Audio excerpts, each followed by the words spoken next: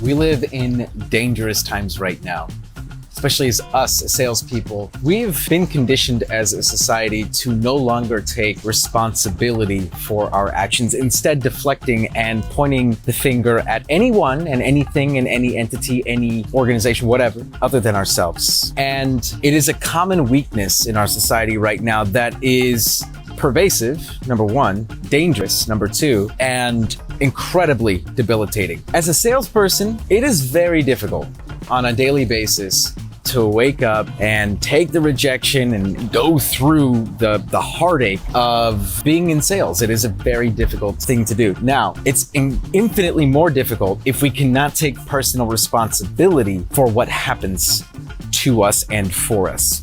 Let me explain. You lose a client. Society would love for you to, or society's conditioned us to at that point say, oh, the client sucks this, and they weren't listening to me, and they just, they didn't want to buy to begin with, and they were so rude, and they were so mean, and they were so this, and they were so that, and blah, blah, blah, blah, blah, blah, blah. All excuses, honestly, for not taking responsibility for our actions and our participation in what caused that relationship to deteriorate. I'm gonna tell you a story about one of my agents, Jill.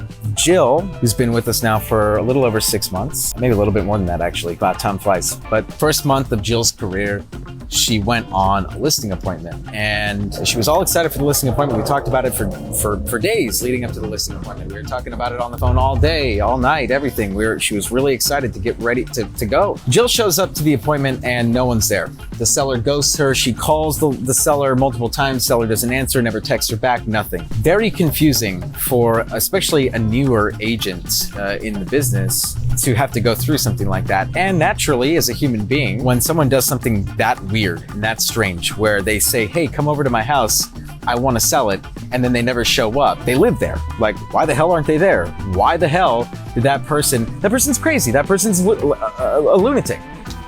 That's not what Jill said. Jill calls me, and the very first question she asked me, she said, Danny, this is what happened. She's like, Danny, what could I have done differently to have the seller show up? And it was in that moment that I knew Jill was going to be a fucking legend, because Jill didn't care about the seller's participation. She wanted to know what she could have done differently to influence the outcome. And that's what separates the pretend real estate agents from the greats.